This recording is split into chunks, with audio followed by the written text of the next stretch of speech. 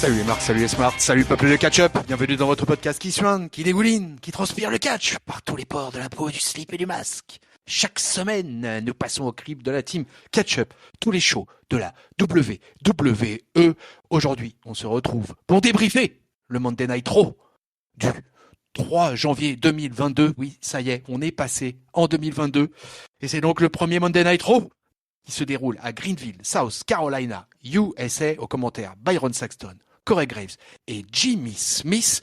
Nous sommes dans le 1493e Monday Night Raw de l'histoire, mes amis, peuple de catch-up.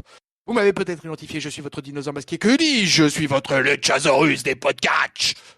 Je suis votre tonton catch-up. Et pour m'accompagner, pour encenser, pour décortiquer, ou peut-être mettre en PLS cet épisode de Monday Night Raw, laissez-moi vous introduire mon partenaire tag team gériatrique of the day, l'insubmersible, inavolable, l'indestructible Papy. Salut Papy. Bonjour mes enfants, bonjour tonton, comment ça va?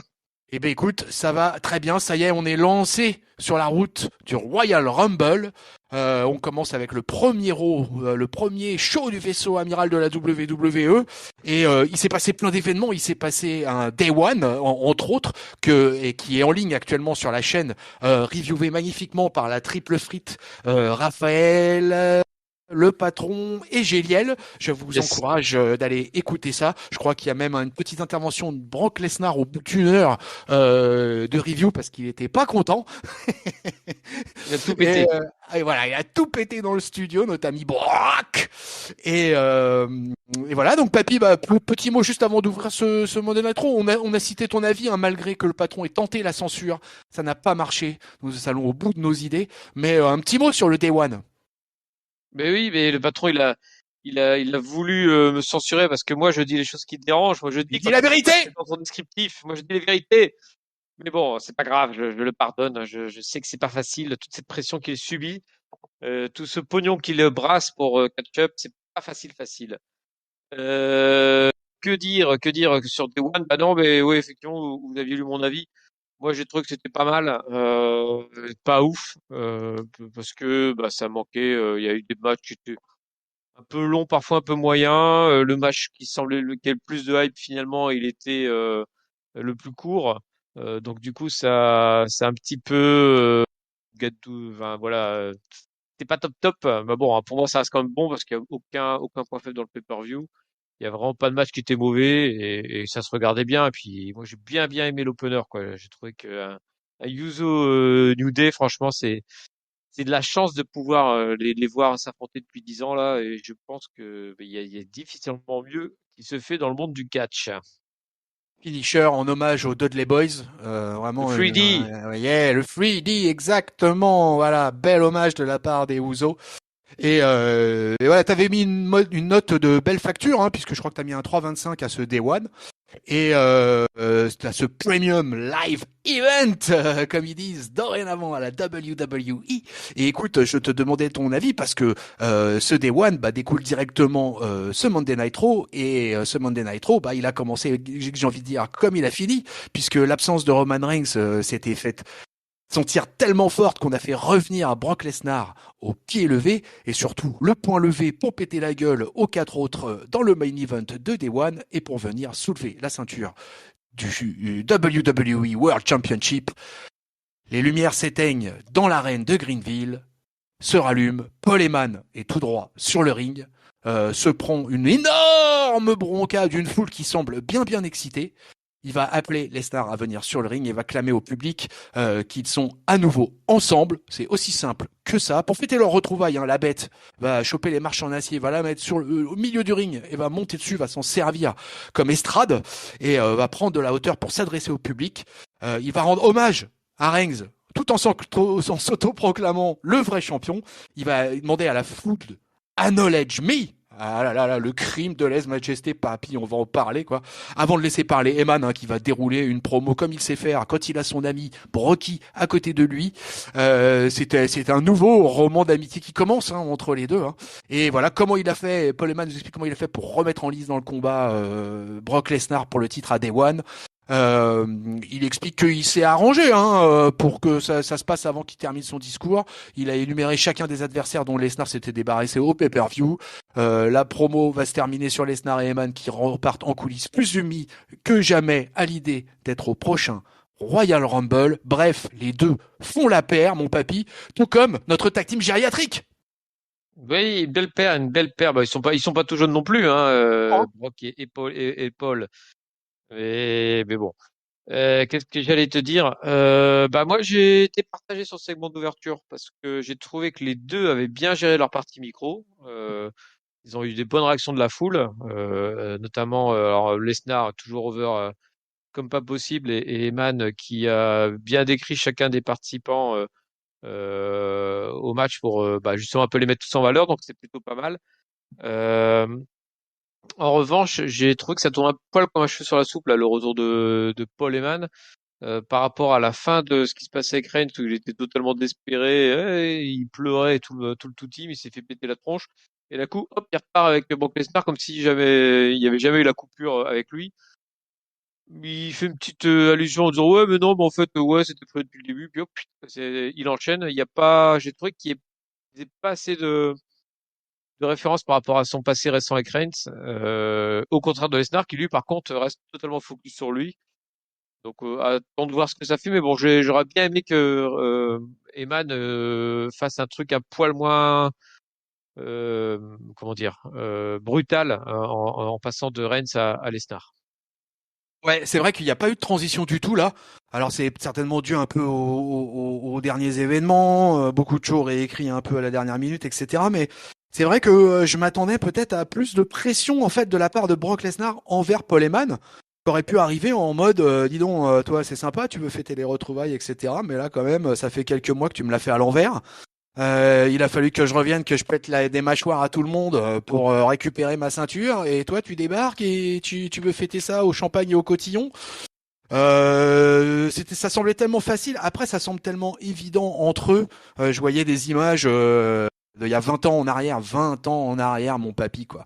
On les avec le Paul Heyman encore avec la queue de cheval et la casquette sur la tête, quoi. Tu vois, quoi, qui sortait tout droit de l'ECW avec The Next Big Thing. Donc c'est vrai que d'un autre côté, c'est une alliance tellement naturelle que on a un peu du mal à pas se dire bon bah ouais, qu'est-ce qu'on peut y faire en fait. Ouais, non, mais et effectivement, ça repart tout de suite. Hein. Dès qu'ils se mettent à deux, ça repart tout de suite. À noter comme il y a eu une petite référence à Reigns, elle me revient maintenant, qui était assez qui est marrante de la part d'Eman, c'est qui nous sort quand même. Il se dégonfle pas, il nous balance. Vous voyez, moi, je suis tellement influent sur Roman Reigns que dès qu'il m'a viré, le lendemain, bim, Covid. C'était assez sympa comme référence. Hein. Ouais, c'est vrai que il était assez cinglant le Paul Heyman. Allez, on continue ce Monday Night Raw. On va avoir notre premier match de catch puisqu'on va avoir les Alpha Academy qui tournent beaucoup en ce moment autour du titre des RK Bro et donc ils vont avoir un match ce soir. Alors c'est un non-title match, mais tout de même les Alpha Academy vont affronter Randy Orton et Riddle, toujours aussi chaud patate, nos champions de Monday Night Raw de la Tag Team Division. Ça va être un match très court, mais parce que les heels vont avoir un comportement de filou, un comportement de salopard. Au départ, il va y avoir un truc un peu traditionnel et les quatre vont se retrouver dessus, à se taper dessus avant que ça revienne un peu et que tout le monde se réinstalle. Gable en particulier va faire une grosse démonstration face à Riddle, quoi, tentant de la soumission, de la souplesse. Il va tenter d'ailleurs le compte de deux avec sa Tiger Suplex, quoi, qui est assez impressionnant, surtout eu égard au gabarit de notre ami Chad Gable, quoi. Et ensuite, ça va être concentration de la part de Chad Gable sur la jambe de Riddle pour l'affaiblir au maximum. Série de tags entre lui et Otis qui vont tenir le bro à l'écart dans leur coin pendant un moment pour que Orton puisse pas intervenir. Et c'est plutôt bien joué. Riddle va tenter désespérément de réaliser un tag avec la vipère, mais Gable, au bout d'un moment, va sortir après avoir été viré du ring, va se ressortir sournoisement de dessous le ring pour tirer Orton par les pieds au moment du tag. Le bro du coup arrive à coller quand même un running knee à Otis, mais pendant la préparation de l'exécution d'un RKO, et ben Otis va le contrer et va lui mettre un gros presque un World Strongest Slam pour la victoire. 1, 2, 3, première victoire des Alpha Academy en 2 minutes 40 face aux champions. Et peut-être que les Alpha Academy n'ont jamais été aussi dangereux. Peut-être que c'est la Monstre Academy qui se pointe, mon papy. Oui, ben ça y est, là, ils se lancent, là, les Alpha Academy. Ils sont monstrueusement forts, comme tu le précises.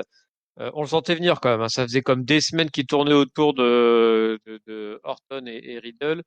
On leur avait foutu le Street Profits dans les pattes là aux champions, mais bon, clairement la vraie équipe dangereuse c'était l'Alpha Academy. Et puis là, ils confirment ça. Et moi, je pense que maintenant, vu la construction, on devrait avoir un match quand même pour la ceinture qui devrait nous tomber dessus pour le Rumble. Et ça serait mérité parce que l'Alpha Academy fait des bonnes choses là depuis qu'ils sont relancés à Raw. C'est bien, il devrait y avoir d'ici le Rumble, peut-être qu'il va peut-être y avoir d'autres équipes aussi qui vont pointer le bout de leur nez. On ne sait pas. On est encore que le 3 janvier, donc il y a encore le temps de voir venir. Mais en tout cas, moi, j'avoue que je suis plutôt content de Otis. Je trouve que ça marche vraiment bien avec Chad Gable.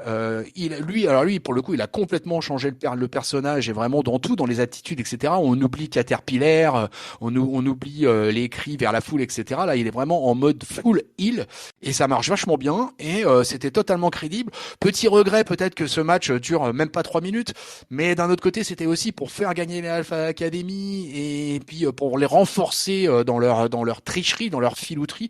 Donc j'ai trouvé que c'était plutôt bien ficelé et puis les RK Bro, dernier petit mot au passage, Riddle c'est peut-être aussi préservé parce qu'il va avoir un très gros match à NXT à New Year's Evil où il va faire un tag team contre Imperium au grand complet, Marcel Bartel, Fabian Eichner et Walter, qui est Riddle en fait, qui en ce moment est le gourou des MSK et vont avoir un gros match. Je vous le recommande si vous ne l'avez pas déjà vu. Je sais pas si tu l'as vu, Papy. Non, je l'ai pas vu, non. Tu l'as pas vu? Eh ben écoute, c'est pour ça que je n'ai pas donné le résultat parce que j'avais un doute que tu l'aies vu ou pas. Donc je te recommence ce match. Ce match, c'était vraiment un match, un 3 contre 3, vraiment bien sympa. Allez, on continue de dérouler de ce Monday Night Raw. Cette fois, on a le 24-7. Alors je sais, peuple de catch-up, who cares? On s'en fout. Ça va être un match. Alors ils ont le mérite au moins de faire venir le match, mais on nous annonce un title match pour le 24-7, mais c'est un mix tag team match. Donc c'est Dana Brooke et Reggie qui affronte Akira Tozawa et Tamina. Alors du coup, peut-être que fact-checking peuple de catch-up, vous me direz, mais moi j'ai pas trop bien compris qu'est-ce qui se passait. Si jamais le pin, on sait jamais, aurait pu venir de Akira Tozawa sur Dana Brooke. Enfin bref, je sais pas. C'était un peu bizarre. Peut-être que Papy aura l'explication. En attendant, le match va durer 1 minute 10. On commence un peu le match au cas où quoi. Et Akira va esquiver Reggie, Reggie va esquiver Akira, il y en a un qui va réussir à passer un coup à l'autre qui va encore esquiver, Tazawa va chercher à faire une souplesse, mais Reggie, comme d'habitude, va nous faire un saut-père pour retomber sur ses pieds et va mettre un drop kick.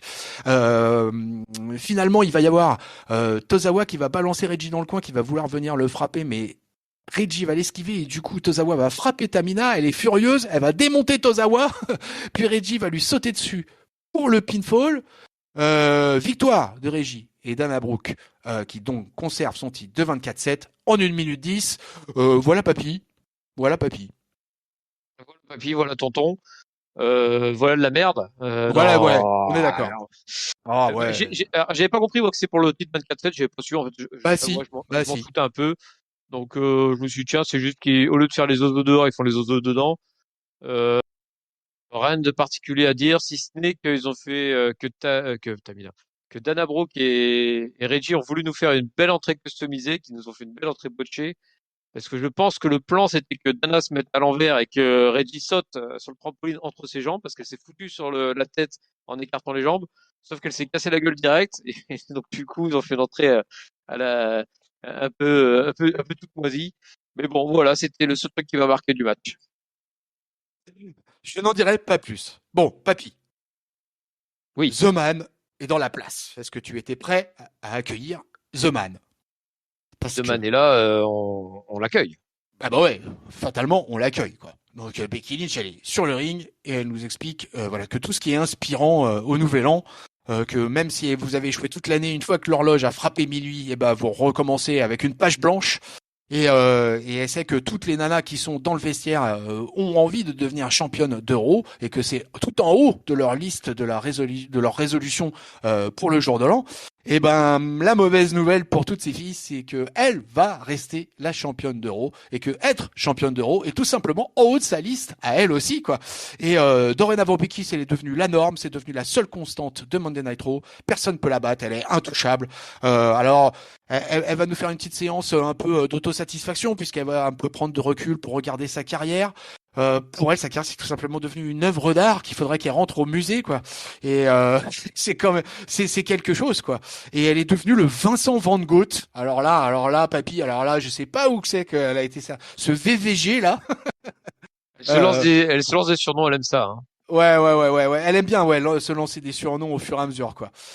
Donc évidemment, elle va finir par s'en prendre à sa challengeuse actuelle, en l'occurrence Liv Morgan, qu'elle va prendre en exemple. Et voilà, tout simplement, elle n'arrive pas à réussir à tenir ses objectifs, et ce dès le premier jour de l'année.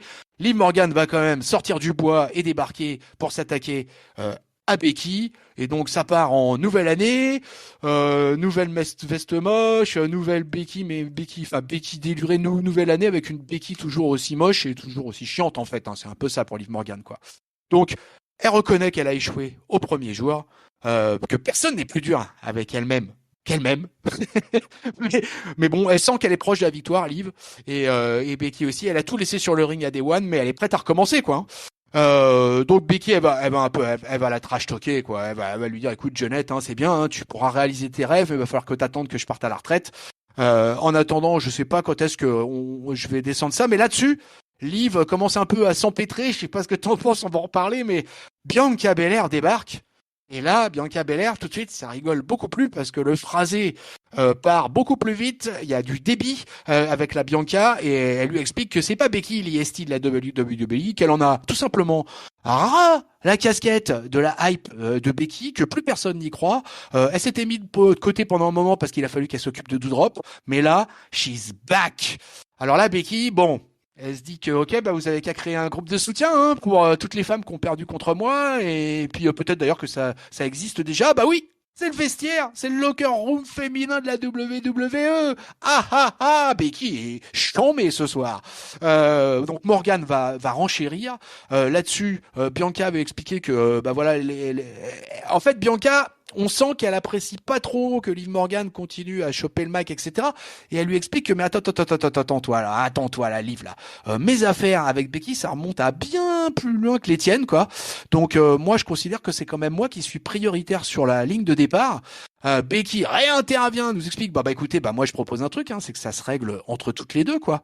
Et Liv et Bianca, elles se regardent. Et finalement, qu'est-ce qu'elles font? Eh ben, elles se liguent et elles attaquent toutes les deux Big Time Bex. Elles jettent la championne hors du ring. Puis elles s'attaquent l'une contre l'autre, hein. Belair va envoyer Liv dans le coin et Liv va la renvoyer avec un coup de pied. Liv va sauter sur Belair mais va se faire choper.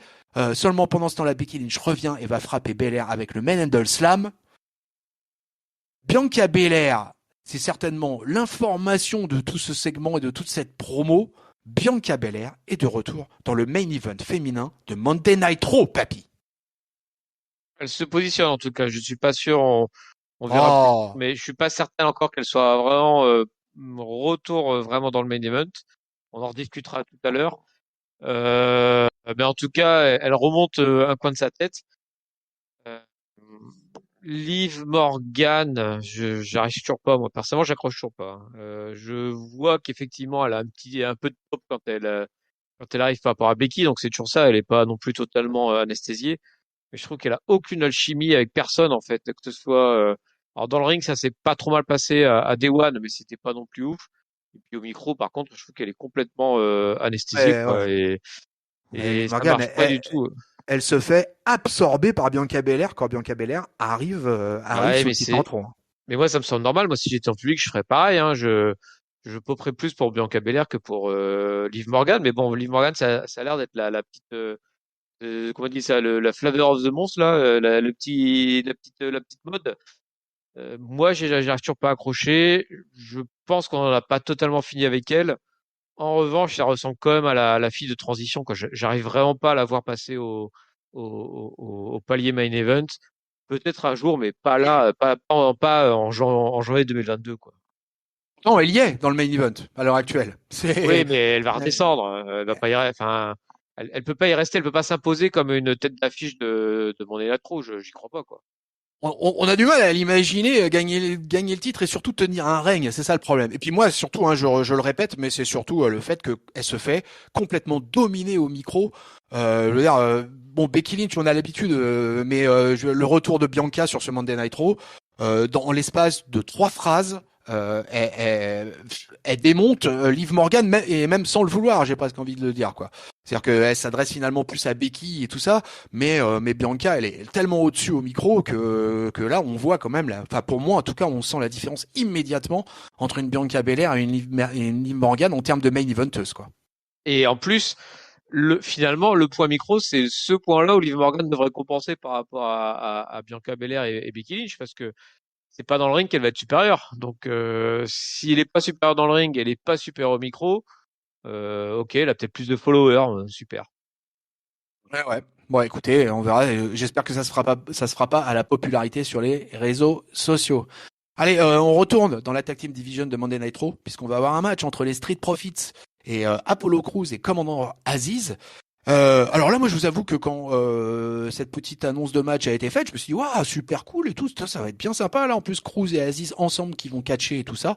Et puis, bon, en fait, on va avoir un micro-match, puisque pareil, on va avoir un match de 2 minutes 15, un truc assez expédié, quoi, avec surtout une mise en avant du commandant Aziz, hein, qui va commencer avec Montez Ford, mais bon, qui va rater une espèce de tentative de plaquage un peu bizarre.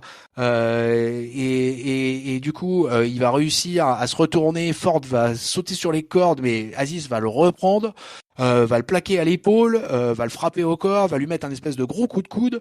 Là-dessus, Dawkins va briser la tentative de pin. Ford va coller un Enzugeri pour en sortir. Apollo va arriver sur le ring.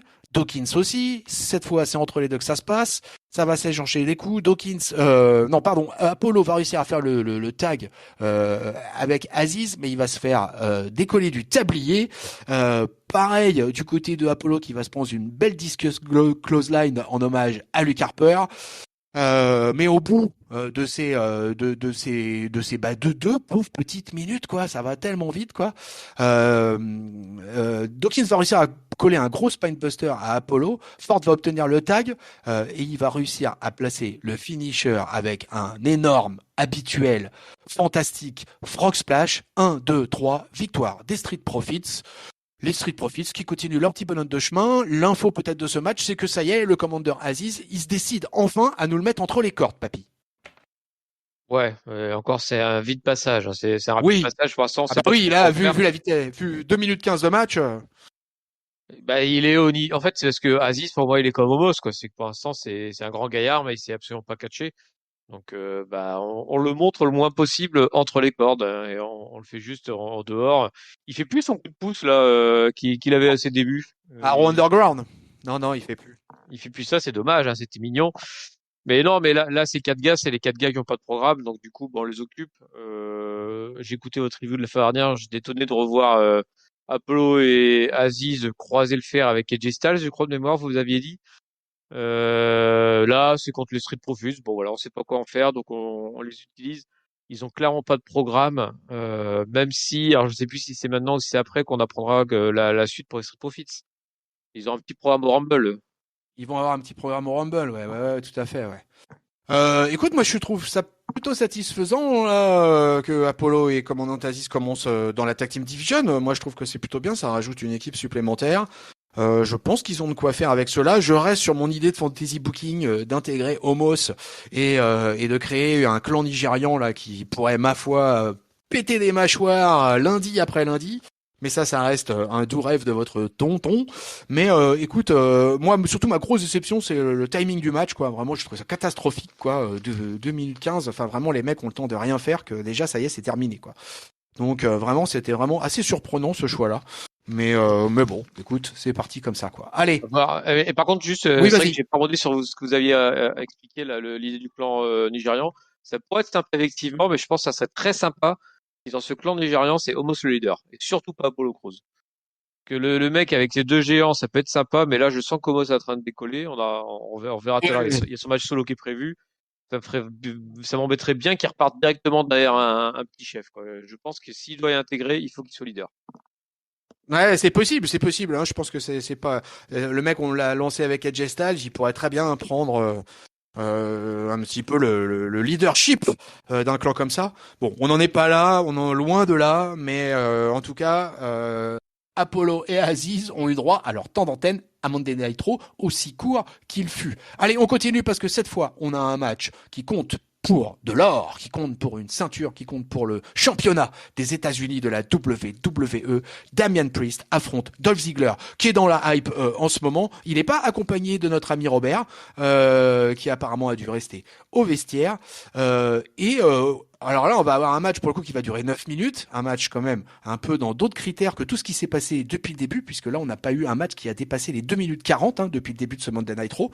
Et là, on va avoir un match de 9 minutes et un Dolph Ziggler revenu au plus beau jour de sa plus belle vie. On était un petit peu de retour dans la Ziggy Nation. Alors dès le début du match, il est annoncé que Priest perdrait son titre si jamais il se faisait disqualifier. Ziggler, il va se battre comme dans tous les sens, ça va même partir ringside. Ça va, il va rouler. Ouais, c'est ça. Ziggler, il va tomber à l'extérieur. Priest, il va s'en prendre à lui. Ziggler, il va éviter un lariat. Il va réussir à lui coller une tornade DDT sur la barricade. Les deux mecs sont à terre, mais ils continuent à s'échanger des coups par terre. Finalement, Priest, il va attraper Dolph pour lui coller un flapjack. Ziggler va le remonter, va lui mettre un gros coup de genou pour un compte de 2. Et Ziggler, il va le recoller encore sur les cordes et va lui placer un Faymaster avec un 2,90. Un truc de fou. Finalement, Dolph est pas content, mais on sent le Priest qui commence à se transformer petit à petit. Là, il commence à nous faire le coup des gros yeux. Il va riposter avec des droites, avec des coups de pied. Finalement, il va coller un premier Dominator pour un nearfall. Il va vouloir monter sur la corde supérieure, mais qui va arriver? Robert Roode est là pour le repousser de nulle part. Finalement, Ziggler va porter le Faymaster pour couvrir Priest et va se dégager. J'avais oublié l'intervention de Robert Roode. Là, Priest s'énerve. Il va sortir d'abord du ring et il va s'occuper de Robert Roode. Il va bien cogner Robert Roode comme il faut. L'arbitre se met alors à compter alors que Priest s'accroche. Il va attraper une chaise. Il va essayer de frapper, il va envisager en tout cas de frapper Roode avec. Mais finalement, il va remonter sur le ring au compte de 9. Ziggler à ce moment-là s'agenouille et supplie Priest de le frapper avec la chaise, mais il va pas le faire quand même, parce que l'autre il a pas oublié qu'il n'y a pas de DQ. Roode va monter sur le tablier, Priest va lui jeter la chaise dans la gueule et Dolph va surprendre avec le zigzag. Et alors là, votre tonton il s'est dit non, 1, 2, 2,5, 2,9, mais non, Priest arrive à se dégager et il colle le recoining pour la victoire. Et finalement, au bout des 9 minutes, Damian Priest conserve le titre après un match bien emballé et bien emballant, j'ai trouvé. Bien emballant, parce il raconte la bonne histoire surtout. C'est ça qui fait le secret d'un match réussi finalement. L'histoire, c'est de dire que Damian Priest, ça fait 2 semaines qu'il se fait disqualifier contre Dolph Ziggler. Oui. On lui met du coup la stipu qui peut lui faire perdre son titre en se faisant disqualifié. Oui. Ziggler, pendant tout le match, il joue sur l'aspect en disant tiens, je vais te faire compter dehors, je vais te faire péter les plombs, je vais essayer, intervention de Eh je oui. vais péter les plombs. C'était très très malin. Et au final, t'as Priest qui fait attention de pas se faire disqualifier, qui du coup se fait piéger par un zigzag. Et là, tu te dis ah bah tiens, ils ont été encore plus malins. Ils ont réussi à ce que Ziggler gagne avec son finisher tellement il aura embrouillé Priest. Et ben non, Priest, il est tellement fort que ça sort quand même et il gagne en résistant à son côté obscur. Et ben voilà, c'est l'histoire parfaitement racontée. On aime ou on n'aime pas la partie au côté obscur de Damian Priest. Alors maintenant, j'ai compris que c'était Damian le côté obscur et Priest le côté lumineux. Mais n'empêche que ils ont su super bien le raconter. Ouais. Ouais, je suis d'accord. J'ai trouvé que c'était une masterclass ce match, tout simplement quoi. De tout, de l'enjeu, une ceinture, deux catcheurs que j'aime bien. Bon, Dolph, j'aime cet homme depuis des années et des années, mais Damian Priest pour moi le Rookie of the Year 2021 et qui commence son année en étant champion US. On a un match nickel en termes d'intensité, en termes de selling, tout colle parfaitement. Ils ont réussi à me faire croire que Dolph allait gagner. Voilà, j'avoue, à partir de la 7e, 8e minute, j'ai eu plusieurs fois à me dire non, c'est fou, ils vont faire gagner le dauphin. Et puis finalement, Damian Priest au bout du bout va remporter la victoire. Et franchement, bah voilà, rien à dire. C'était super propre et une belle réussite que ce United States Title Match. Merci Dolph, Bravo. merci Damian. Bravo les gars. Et je me demande, c'est pas la meilleure défense de titre de Priest, en fait, finalement, en termes d'intensité du match. Ouais, je crois qu'il a quand même eu des beaux matchs. Il y a eu, je pense, au triple menace face à Sheamus et Drew McIntyre. Ah oui, pardon, Il y a j'avais eu, oublié au tout début ça. ouais, tu vois, il y a Parce que eu. comme ça fait quelques semaines qu'il foutait plus grand chose, c'est bon, c'était m'est sorti de la tête.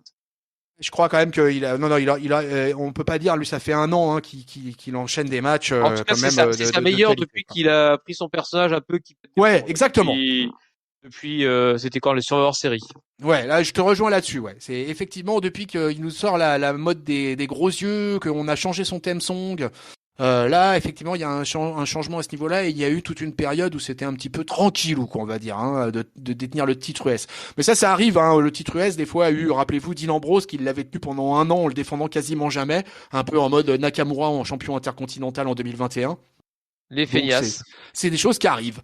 Allez, on continue, on va se retrouver backstage où on va retrouver le patron, et pas le patron de catch-up, mais bien le patron de la WWE, Vince McMahon, qui est au téléphone et que Austin Theory va faire l'outrecuidance de venir l'interrompre. Il va s'excuser, mais Vince lui dit évidemment de pas le faire, que s'excuser c'est une faiblesse et qu'il ne le fait jamais. Theory lui il explique qu'il est ici pour demander un rematch avec Finn Balor, quoi.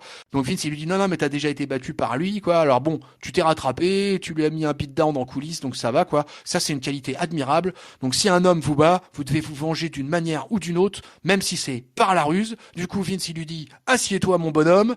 Je vais t'informer de quelque chose de très très important. Tu seras dans le match du Royal Rumble de cette année. Bien évidemment, Austin Theory est excité plus que jamais. Papy, voilà, on commence à avoir les entrants après Johnny Knoxville à Day One. Et ben là, on apprend dorénavant que c'est Austin Theory qui va rejoindre le line-up du Royal Rumble 2022. Pas trop une surprise. Après le segment avec Vince, moi personnellement, j'accroche plus du tout, quoi. Quand j'écoute que d'une oreille et j'attends la fin parce que généralement tout le reste c'est du bullshit et il y a que la fin qui est intéressante. Donc là, à la fin, on apprend que Theory rejoint le Rumble, il est content. Je pense que c'est bien pour lui. Et puis bon, par contre, ça va pas non plus l'occuper 107 ans, quoi, cette histoire d'être dans le bureau de Vince. Donc j'espère qu'il va avoir une vraie histoire qui va démarrer derrière un jour.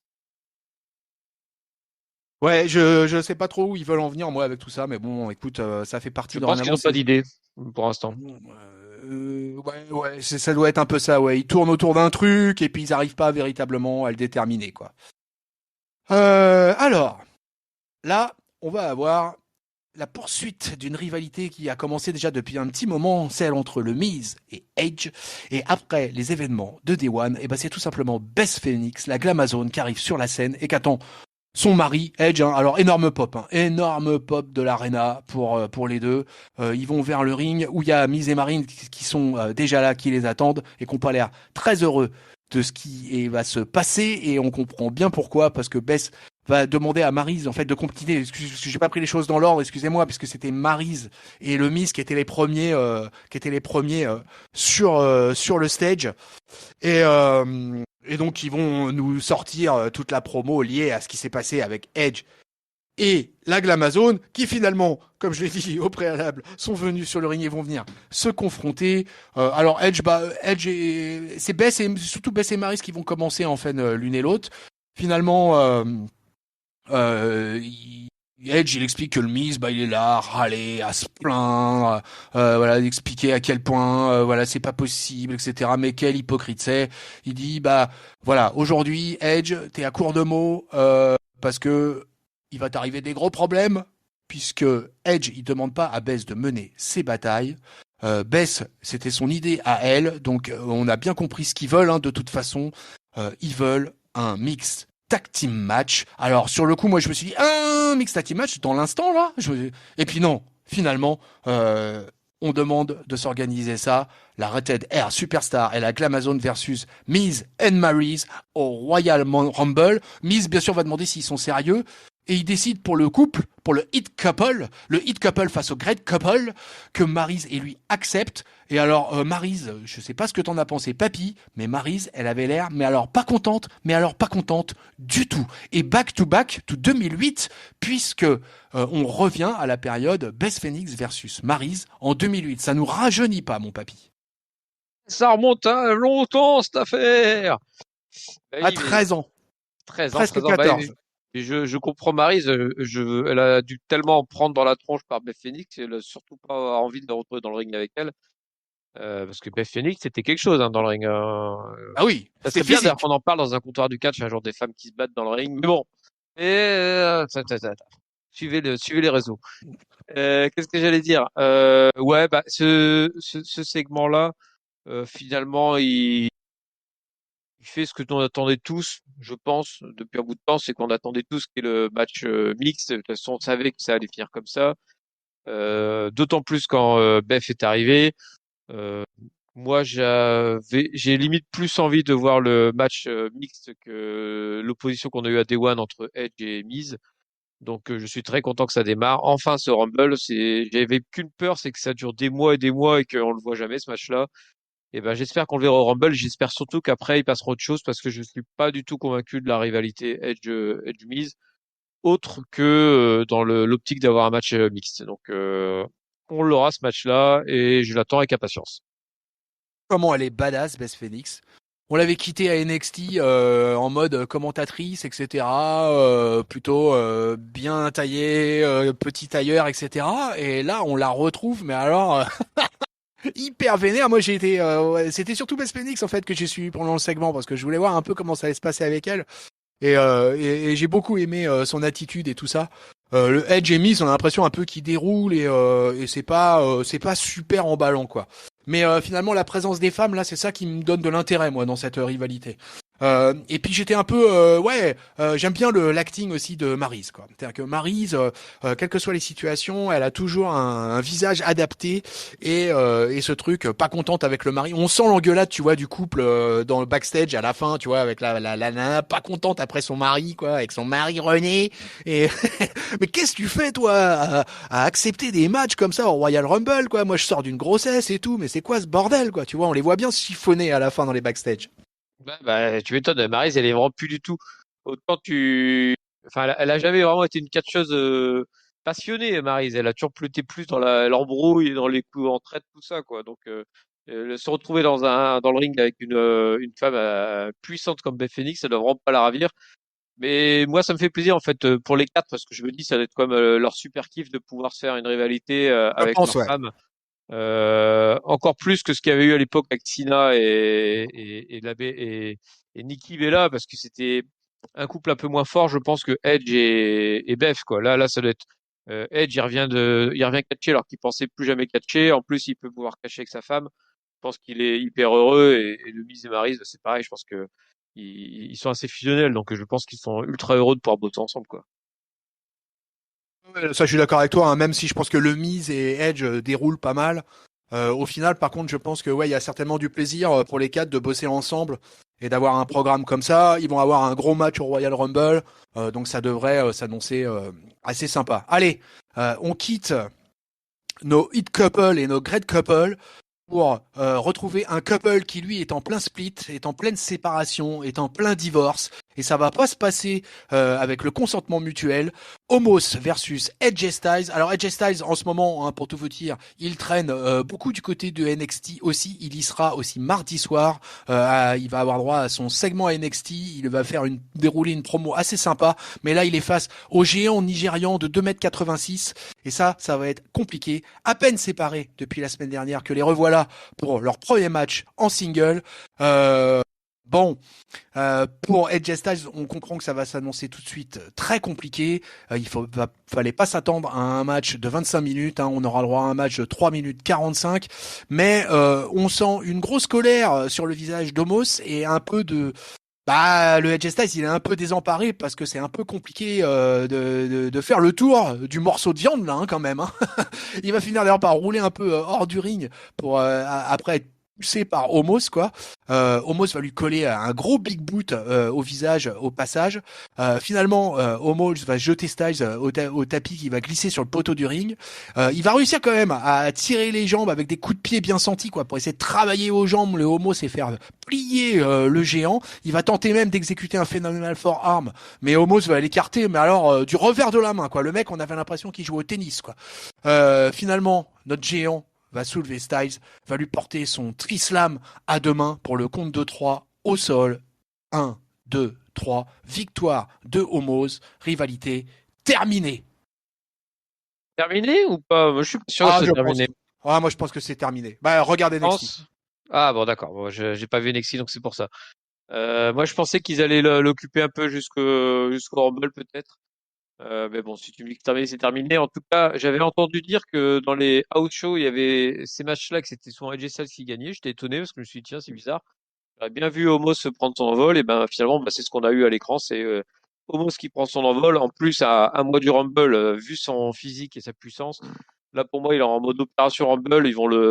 Ça sera le monstre qu'on aura le droit au Rumble. Il va certainement éliminer un record de gens. Et puis pour AJ Styles, on verra. Alors du coup, moi je pensais qu'elle allait peut-être continuer à tourner autour pour se refaire un peu la cerise, mais tu me dis qu'il va dans un autre programme. Bah j'espère qu'il n'y a pas non plus traîné à NXT trop longtemps, quoi, parce que c'est sympa, mais ça reste un show mineur, quoi. Oui, ah non, mais je pense pas qu'il est là pour traîner à NXT pendant je sais pas combien de temps. Hein. Je pense pas que ça soit vraiment le cas. Hein. Je pense que c'est l'histoire d'une rivalité et tout ça. Donc je pense pas qu'on soit dans cet ordre-là. AJ Styles, il fait partie des vétérans confirmés, mais up mid-carder, main eventer. Il est en train de complètement mettre en place son baby face turn. Qui est alors bouchez-vous les oreilles mais acté spoiler mais AJ Styles c'est bien redevenu babyface hein. Il y a plus aucun souci là-dessus. Donc écoute, c'était pareil. Bon, là pour le coup, je m'attendais pas à un match long. Donc de toute façon, il n'y avait pas de problème. Et je savais pas trop comment ils allaient gérer, mais il fallait donner cette victoire à Homos. Donc je trouve que c'est plutôt Oui. bien foutu. Pour moi, il fallait la donner à Homos, quoi. Là, c'était pas Oui, non, possible mais si tu autrement. veux en faire quelque chose, il faut pas qu'il se fasse latter Ah bah dès oui, sa première opposition en solo, quoi. Sinon, ça n'a plus ouais. aucun intérêt, quoi. Sur la sortie de rivalité avec son partenaire de tag team avec qui il a été champion de Monday Night Raw. Donc non, non, non, il fallait le faire gagner et ils l'ont fait. Donc Et Jay Styles s'en relèvera sans souci. Attends, ouais, vu son ouais. carrière, il peut se faire latter en se crachant en une minute. Dans 2 mois, il peut redevenir main eventer sans aucun souci, quoi. Ouais, ouais, ouais, je suis assez d'accord avec ça. Allez, ça y est, on arrive à notre main event, mon papy, et on l'avait pas eu ce week-end, on l'aura dans le vaisseau amiral de la WWE, puisque ça y est, le fameux Fatal 4-Way annoncé, et bah ça sera ce soir, et ça sera le main event. Bobby Lashley versus Biggie versus Seth Rollins versus Kevin Owens. Alors ils seront vus hein, au cours du Monday Night Raw. Kevin Owens et Seth Rollins vont comploter. Hein. MVP, lui, va faire la promotion de son champion. Et Biggie, bah Biggie, il a le seum. Hein. Je crois, papy, on peut le dire comme ça. Biggie, il a le seum. Biggie, il a la haine. Biggie, il a la colère. Il a perdu son titre samedi soir et ça va pas du tout. Il se retrouve finalement. Alors c'est un peu. Ce match était prévu pour le titre à Day One. Là, on se retrouve pour un match où l'enjeu, c'est tout simplement devenir le number one contender à Brock Lesnar. Et c'est parti et c'est bien parti puisque on va avoir un match de presque 19 minutes. Alors là, on a été un peu sevré de catch tout au long de ce Monday Night Raw, mais alors là pour le coup, ils vont quand même pas déconner sur l'histoire du Fatal 4-Way et ça va s'envoyer et Lashley, bah c'est lui qui va ouvrir les hostilités, hein, va balancer des cordes à linge dans tous les sens, dont une qui va envoyer Rollins par-dessus la troisième corde. Biggie, lui de l'autre côté, va s'occuper avec Owens, où ils vont se tabasser joyeusement l'un et l'autre. Finalement, Biggie va coller Owens dans le coin.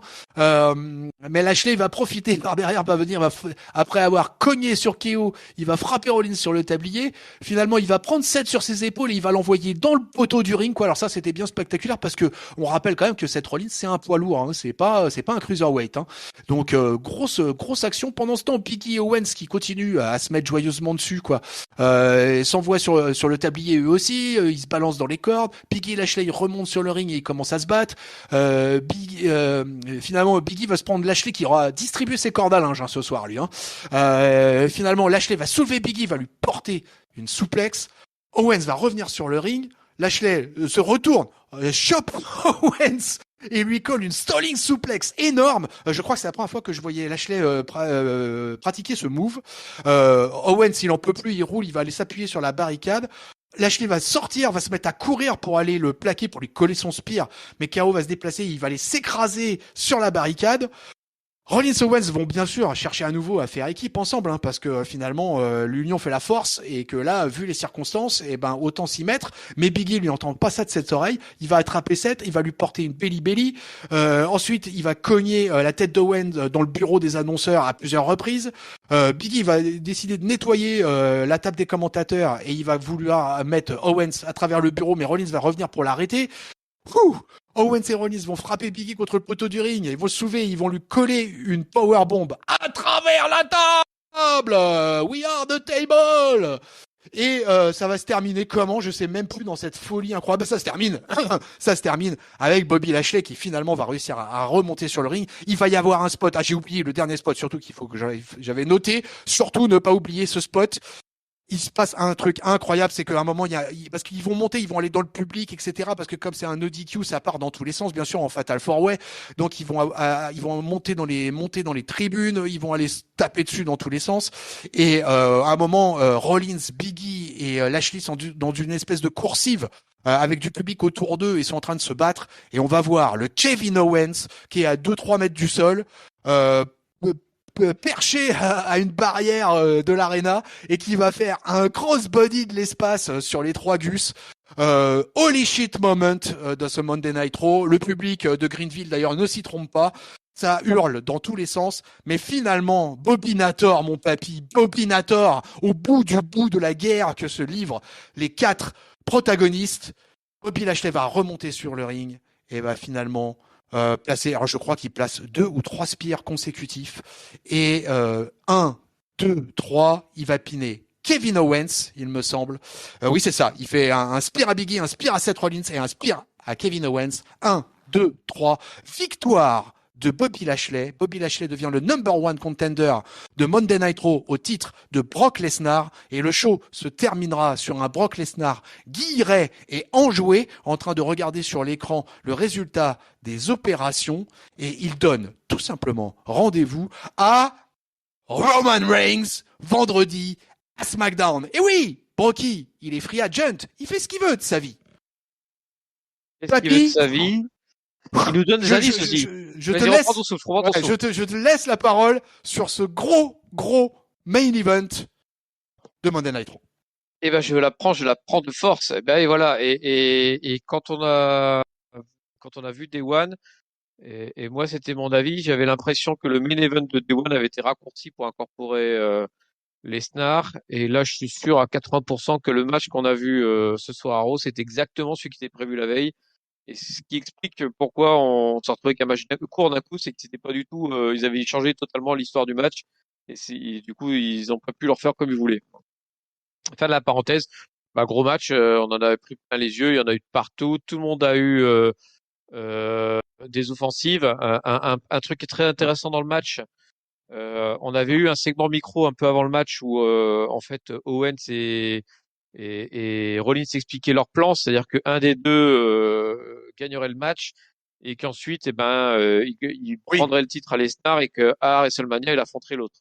Ouais. C'était ça un peu le plan et ils ont totalement respecté ce plan-là durant le match. C'est-à-dire qu'à aucun moment Rollins et Owens se sont attaqués l'un l'autre.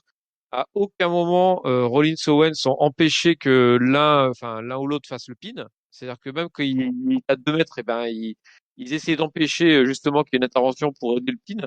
Donc ils ont totalement respecté leur plan. Aucun n'a trahi l'autre. Je pensais vraiment qu'il y allait y avoir une trahison dans le match, mais non.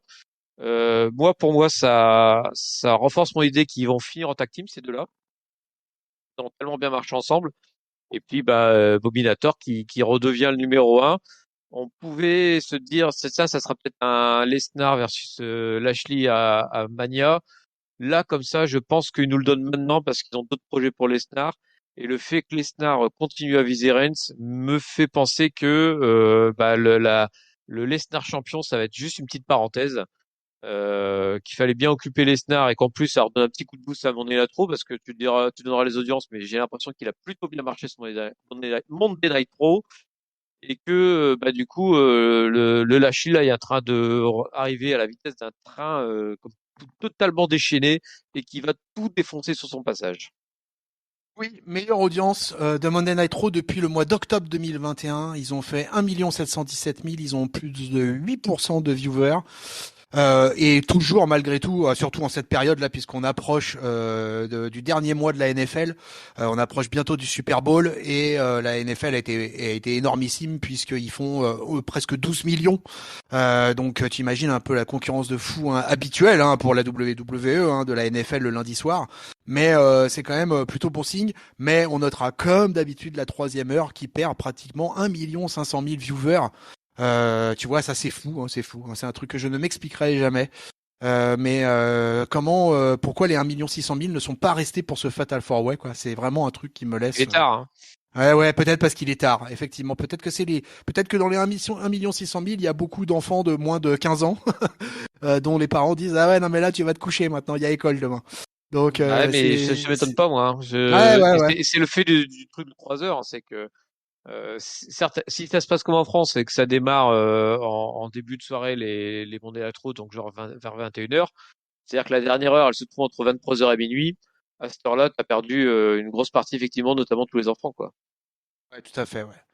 Donc voilà, ainsi s'achève ce 1493e Monday Nitro et ainsi commence le top flop note de notre papy anti-atémie. Eh bien, non, je refuse de faire ce top flop note, car je Comment? vais compléter un peu ton descriptif parce qu'on a zappé quelques petits segments coulisses, Ah et peut-être, peut-être. notamment donc les Street Profits et les Mysterios sont annoncés Ah au oui, Rumble. excuse-moi, tout à fait, ouais, tu fais bien. Et donc c'est pour ça que je pense que les Street Profits, je me demande s'il n'y a pas un truc avec les Street Profits quand même, parce que les voir dans le Rumble, notamment Montez Ford, dont on avait parlé, qui était de plus en plus musclé, je pense qu'à un moment il va partir en solo. Et je me demande si on se rapproche pas de plus en plus. Euh, et autre chose, on a aussi annoncé pour le Raw de la semaine prochaine qu'on aurait un fatal, enfin non, c'est pas un fatal freeway, c'est un, comment on dit, un match à trois là, un, trois, free agent, freeway. Bref, un match à trois Triple entre menace.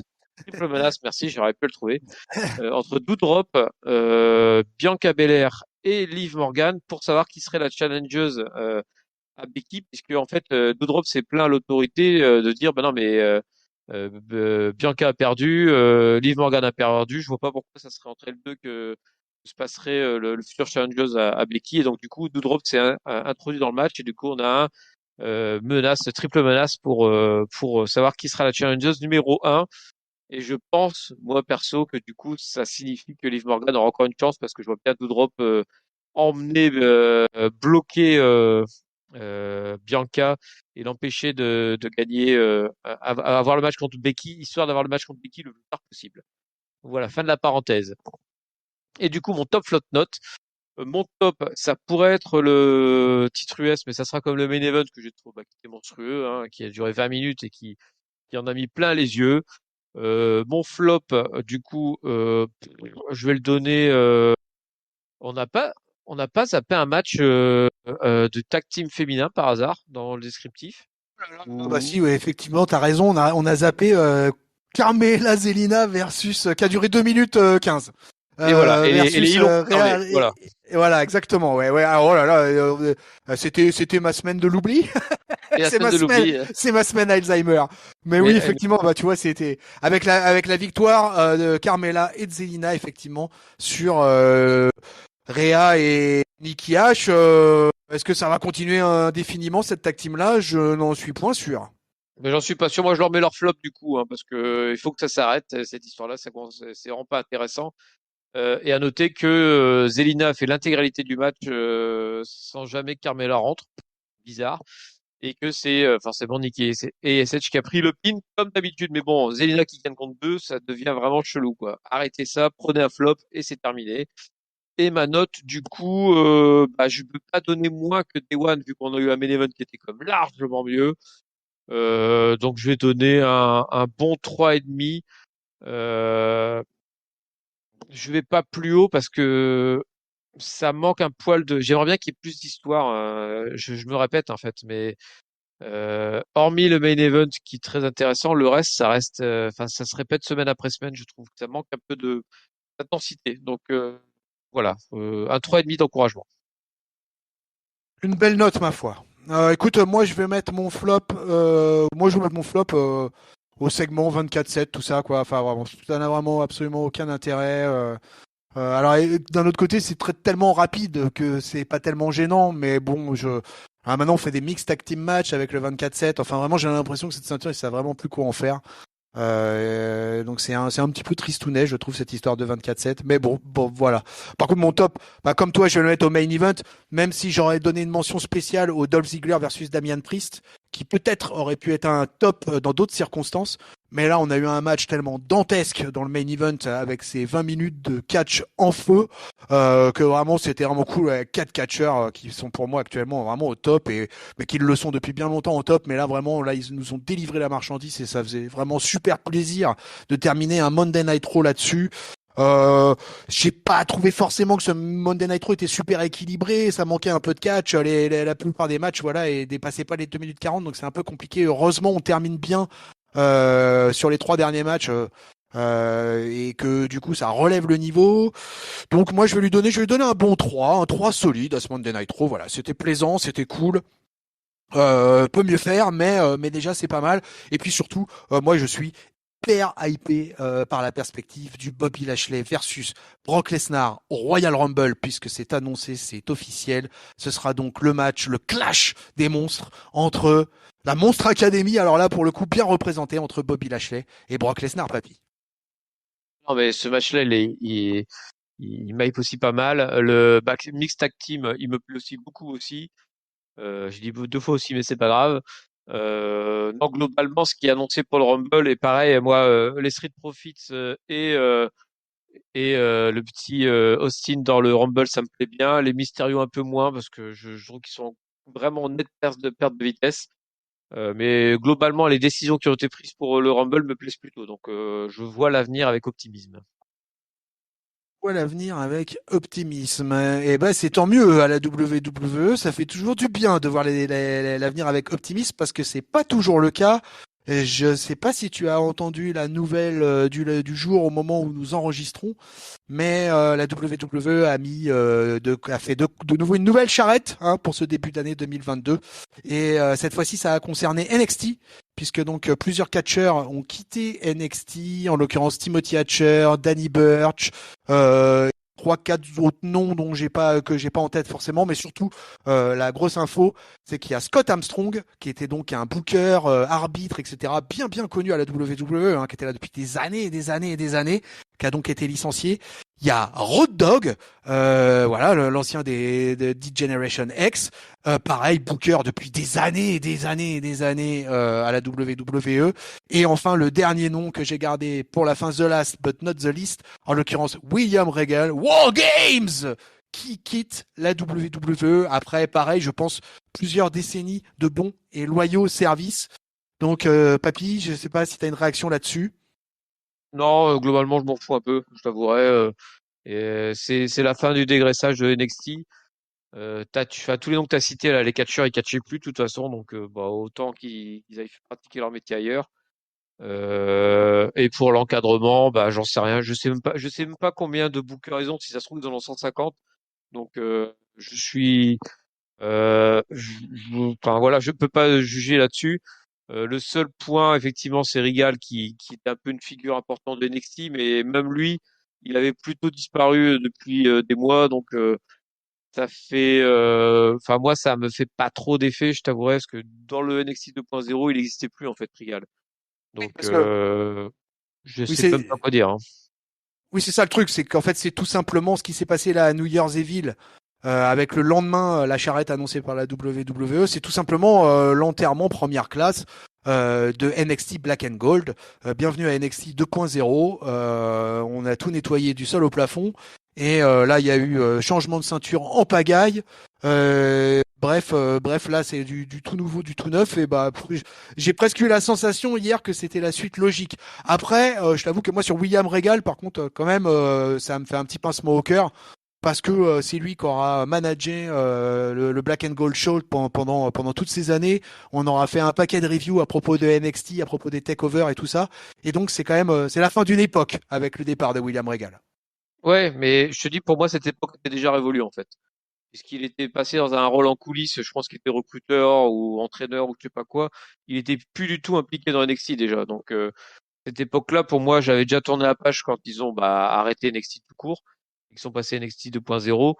Ce que je trouve dommageable, parce que c'est manifestement ça mec qui a quand même eu une importance dans pas mal de choses à la WWE, donc je trouve ça toujours dommage qu'ils puissent pas trouver comment dire, un système pour qu'ils puissent continuer quelque part, que ce soit en entraînement, tout ça. Après, on sait jamais ce qui s'est dit derrière. Est-ce que lui il voulait aussi continuer à ce poste-là? On sait pas. Donc c'est toujours compliqué de juger quand t'as pas les tenants aboutissants. Là, en l'occurrence, on parle vraiment de là tous les gens que t'as cités, il n'y en a aucun qui les mecs qui ont démarré NXT 2.0, ils ont aucune idée des gens dont tu parles en fait. Donc Allez, chères auditrices, chers auditeurs, ainsi s'achève cette review du Monday Night Raw du 3 janvier 2022. En ligne, vous pouvez trouver actuellement la fameuse review dont on parlait au préalable de Day One par l'équipe de la team, enfin par la team Catch-Up. Pour retrouver justement cette fameuse team Catch-Up, rejoignez la communauté sur le Discord. Tous les liens sont dans la description de la vidéo YouTube. Laissez-nous vos commentaires pour ce Monday Night Raw. Abonnez-vous pour ne manquer aucun épisode. Apple Podcast, Podcast, Spotify, Deezer, Google Podcast. Les réseaux sociaux, Twitter, Facebook, Instagram, le site officiel catchup.lepodcast.fr. J'en profite également pour vous teaser quelques événements à venir, puisque Catchup va vous sortir incessamment un comptoir du catch. Je crois qu'on en a déjà parlé lors de la review de Day One. Papy et moi-même, la tag team gériatrique, s'est offert un petit comptoir du catch à propos des femmes de la WWE. Pour continuer le teasing aussi, certainement d'ici votre fin de mois de janvier, des You Talk Too Much vont venir remettre le bout du nez à la fenêtre. Et pour terminer, dimanche 9 janvier, live Twitter à partir de 20h sur les comptes @CatchupCDC, @TontonCatchup pour les Catch-Up Awards 2021. Pendant l'enregistrement de l'émission, vous pourrez live tweeter et poser vos questions à la team Catch-Up avec le hashtag Catch-Up Awards 2021. Et déjà sur le réseau du Petit Oiseau Bleu, vous inquiétez pas, on vous tiendra au courant et on vous donnera le top départ dimanche soir. Mon cher papy, il ne me reste plus qu'à te remercier pour cette expertise de ce Monday Night Raw. ben, merci tonton pour cette invitation à ce Monday Night Raw plutôt plaisant et au plaisir d'échanger de nouveau avec toi. Oh, bah écoute, c'est un plaisir partagé. Allez, peuple de catch-up, on va vous laisser sur ces bonnes paroles. On vous souhaite une bonne semaine pleine de catch. On vous fait les bisous. On vous fait les cordes à linge plein la face. On vous fait les bridging O'Connor Roll. Salut papy. Salut tonton, salut à tous. Salut peuple de catch.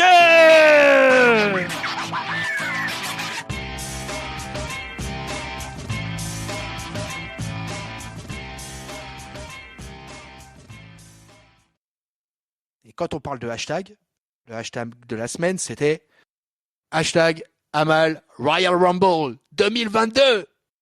Non mais moi je suis pas d'accord avec ce hashtag, hein. Mais bon, c'est pas grave. Il faut qu'il y ait de la polémique.